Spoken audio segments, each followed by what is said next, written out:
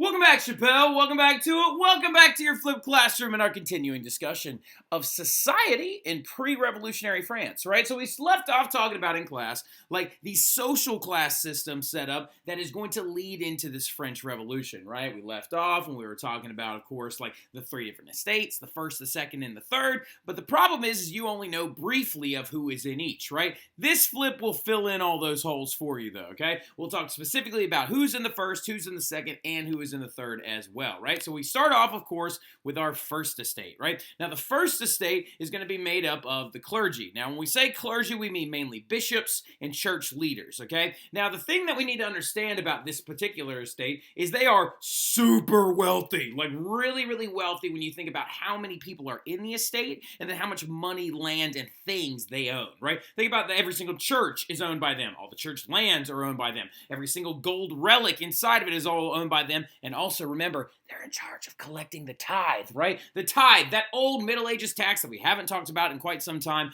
that tithe, that's 10% of everyone's income, is also directly being funneled into the church, and then bits and pieces of it are making its way to Italy because they are still devoutly Catholic.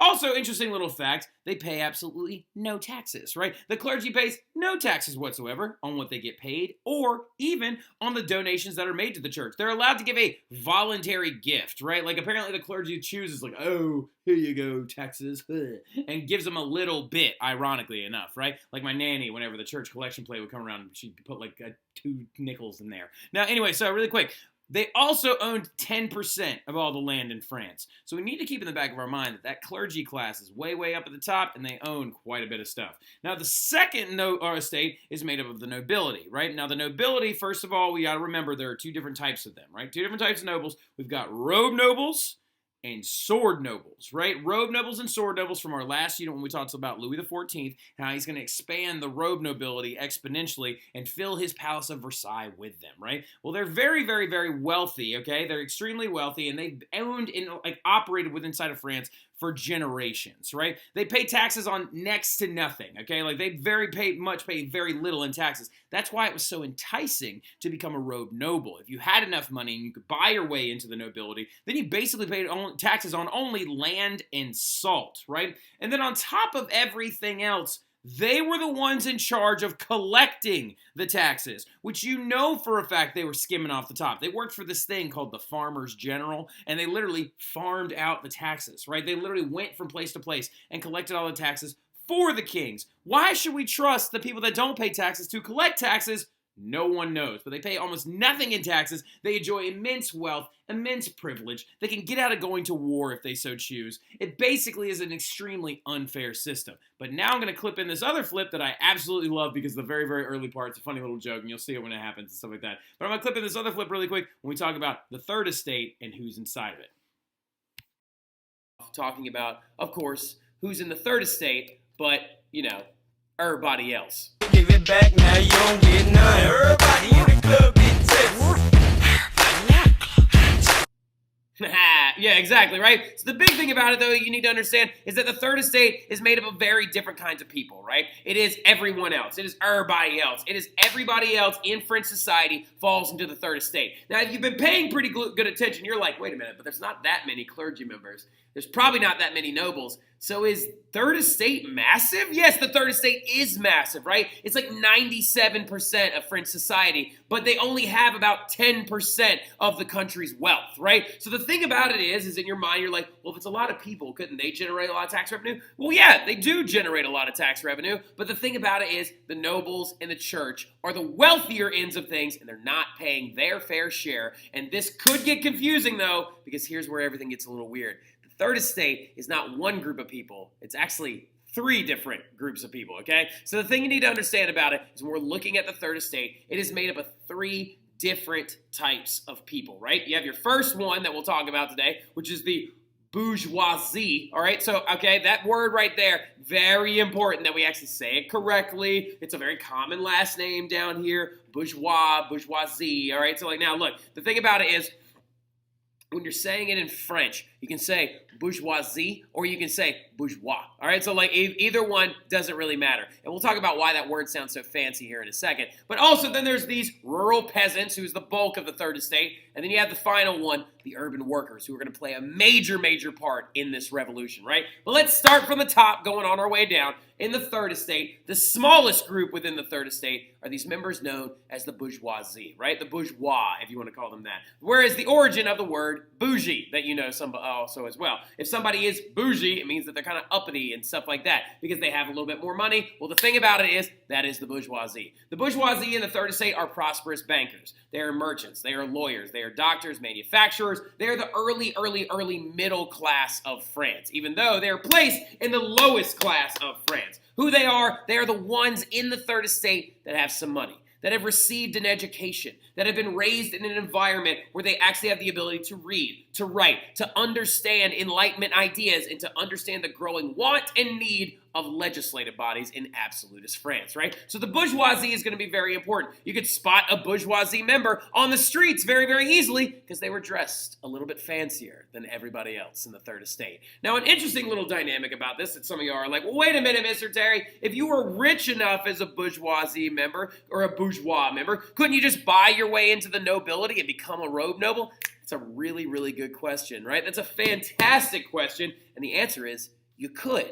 But it still was wildly expensive, right? Not every single bourgeois family had that kind of money, if you understand what I'm talking about. So a large number of bourgeois members were forced to stay in the third estate where they paid an obnoxious amount of their money in taxes, right? So the other next thing as well is you have the rural peasants, right? You got the people that live in the countryside, right? Rural, of course, meaning country, and peasant meaning poor, like person or like regular person or whatever. The rural peasants are the bulk of the third estate, okay? They are the biggest mass of people in the third estate. They are farmers, tenant farmers, day laborers, people that work in the old feudal lands for the lords and for the nobles, and they are the workers on those large estates, right? So they are pretty important, but they're not as important as the next group, the urban workers, right? The urban workers are the people that live in the cities who are the poorest member of the third estate. They are the very, very bottom, and they are like the unemployed, the street vendors, the printers. They work in early factories, right? All these other different locations, but they are the poor that dwell in the cities, right? Now, the interesting thing about it is when this revolution does really get kicked off, it's going to be a lot of bourgeois members joining up with urban workers to actually create this revolution. The rural peasants have their role. They do have their role. They have a massive role in this as well,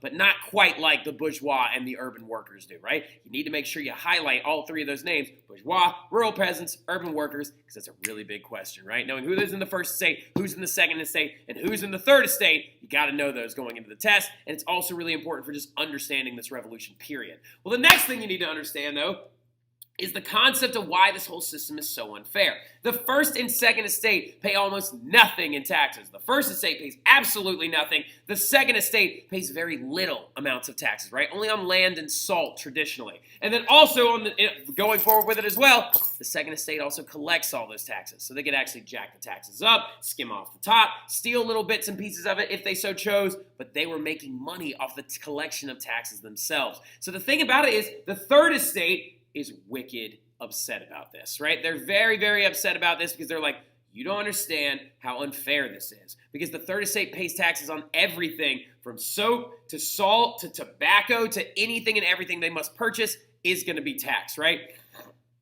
Now, something really, really important that we need to go ahead and get out of the way is that actually when a lot of other history teachers teach this, they actually teach it along the lines of this very basic belief that when the French Revolution breaks out, that it's going to be the third estate versus everybody else. And it actually isn't that true. There were members of the first and second estate that believed that this was a problem, right? They believed it was a problem, and so they came together with the third estate and actually fought for more rights and trying to actually limit the absolute power of the monarchs and trying to fix the financial crisis that was going on in France, okay?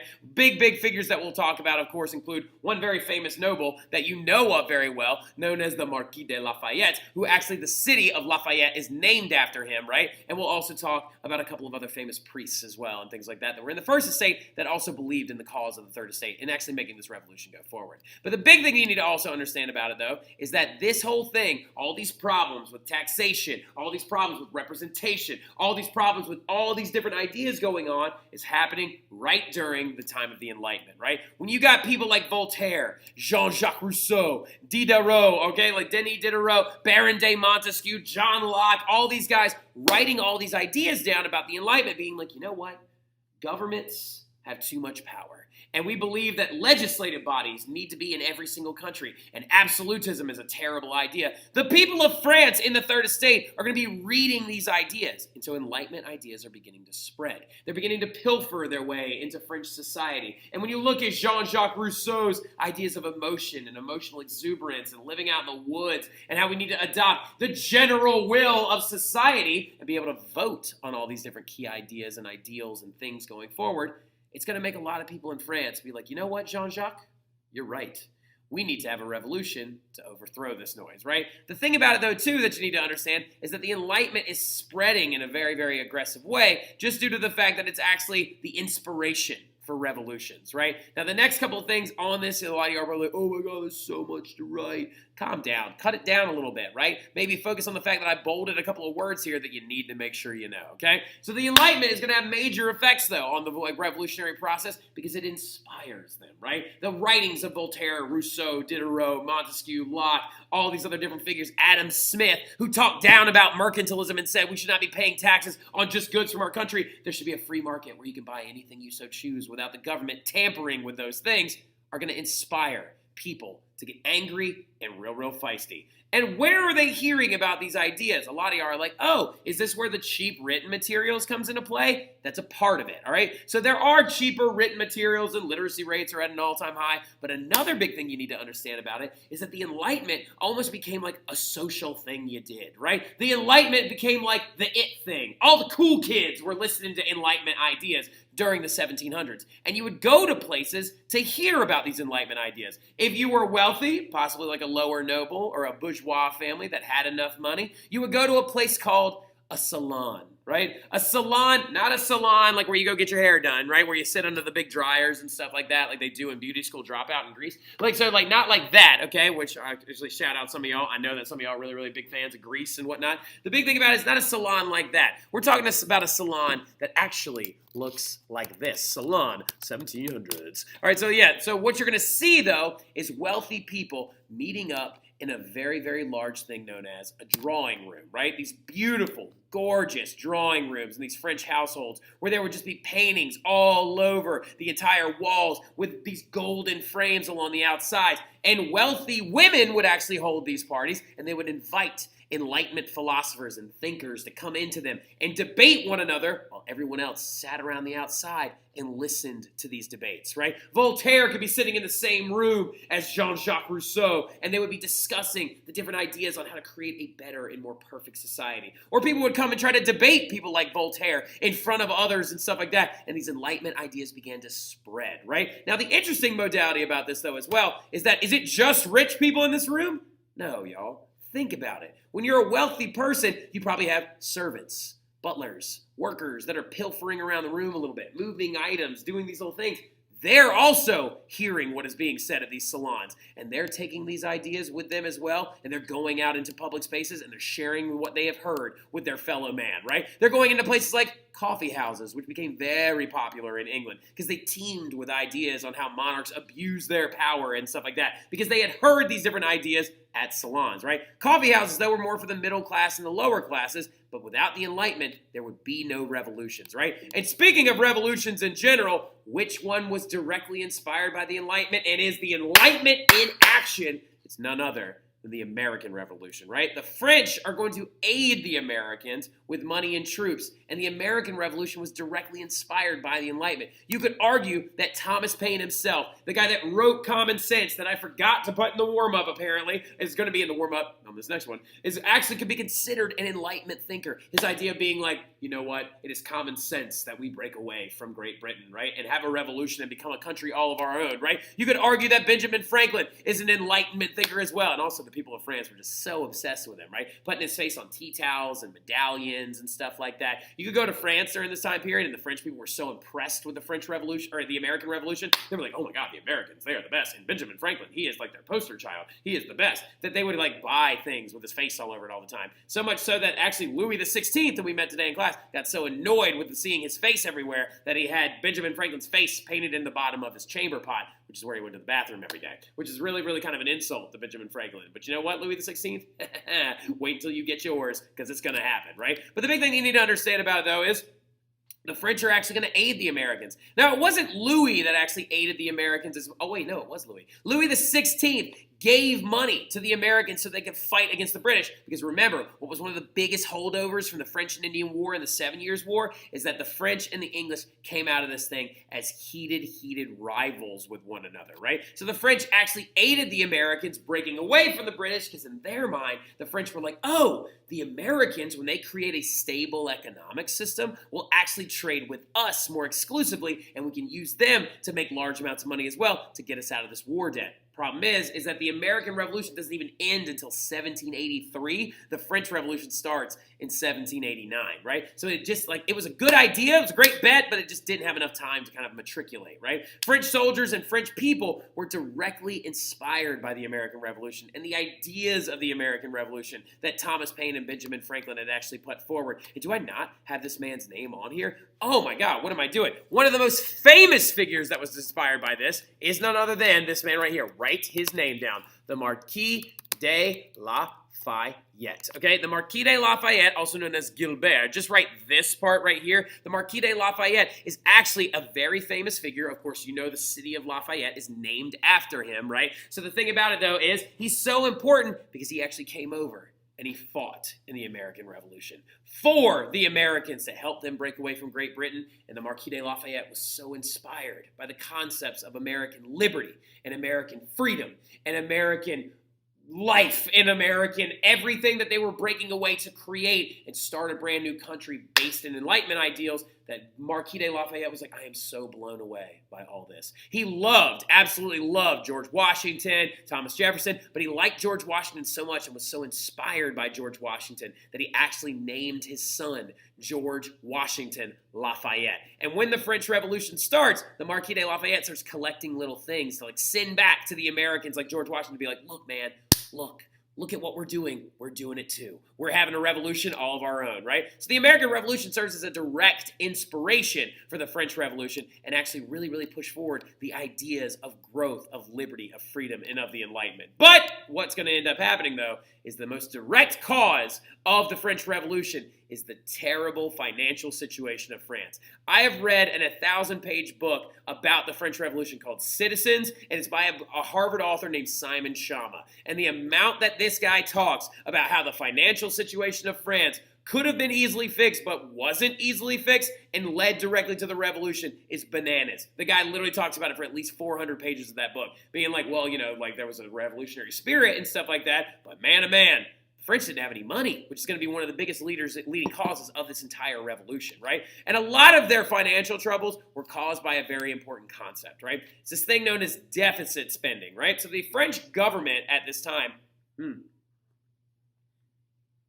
sorry, needed a sip of coffee. Now, the thing about it is the French government had actually fallen into this pattern known as deficit spending, right? And deficit spending, what it is it's spending money you don't have, right? It's kind of like spending money on a credit card, right? Credit card money's not real. It's going on credit, right? You're swiping your card, going into it being like, I hope this works out, and I hope I make enough money to pay this whole thing off. Because every single time the French would do anything, every time they go to war under Louis the 15th or 14th, they had to borrow money to do that, right? Every time that they would actually create trade negotiation deals, they had to borrow money to do that. Every time they wanted to build something, they had to borrow money to do that, or use tax revenue. So they were going into debt. And national debt in France was at an all-time high. I don't think you understand just how high it was because the wars and helping the Americans and stuff like that forced the government to borrow money. Now, a lot of you do not understand how loans work, and it's really depressing, all right? But the thing about it is when you borrow money from someone,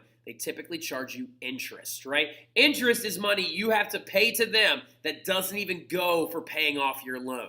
For example, let's say hypothetically I borrowed $100 from one of y'all in class, right? The fact that y'all have $100, a little skeezed out about, but the fact that you have it and I'm going to borrow it, is what it is. So the thing about it, though, in general, is France is going through this borrowing money issue, right? But let's say I borrowed $100 from one of y'all, and you were like, look, you got to pay me back, all right, within, I don't know, X amount of time. But what we're going to do is every single week that you don't pay it back, whatever you have left over, you owe me 10% on top of that. That's interest, right? So in the long run, if it took me 3 weeks to pay it off, I can end up owing you somewhere in the neighborhood, not of $100, but of like $150 because of the interest that's tacked onto it, right?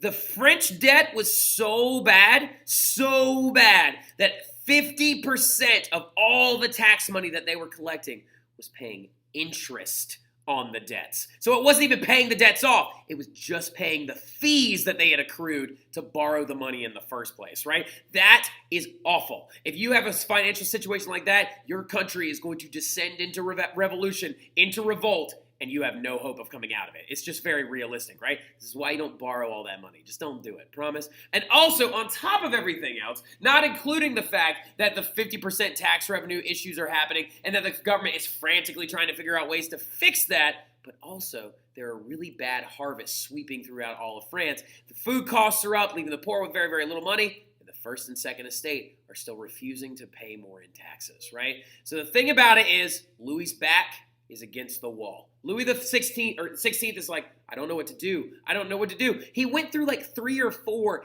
different financial advisors, right? One was named Turgot. One was named Cologne. One was named, what's the other one's name? Starts with a B. All right, so like, Barignac. Yeah, like, so like they went through all these different figures that were like, well, what if we do this? Or what if we do that? Or what if we do this? That all had great ideas, but everybody was just so anti-government at this point that they refused to do them. And then enter in the most famous of all the financial advisors, a man by the name of Jacques Necker, Neker, all right? So Jacques shows up, and he's a Swiss financial advisor. He goes up to Louis, and he says, big fella, I hate to break this to you, but you've got to do what you never wanted to do, all right? You've got to call the Estates General, right? And the Estates General is a massive council of representatives from each estate, and they meet up all about financial reform. It's basically an emergency parliament, right? Where basically the estates elect local representatives from each estate, and they all assemble inside of Versailles all together. And the sad part about it is the Estates General hadn't met since 1614. This is a sign of how awful the financial times are in France, right? Because when the Estates General meets, they have a couple of key goals, right? They want to create fairer tax laws for the third estate. They want to solve the financial crisis, but everything goes wrong on the first day. The first day of the Estates General. There are giant glaring shenanigans. There's problems. Each estate only got 1 vote. But we're going to explain all the headaches of the Estates General in class when I see y'all when you come back, okay? So I'll see y'all soon. Y'all have a good one. Just remember, the Estates General, it's back, it's bad, and it's not going to be the best idea. But I'll talk to y'all soon. Y'all have a good one.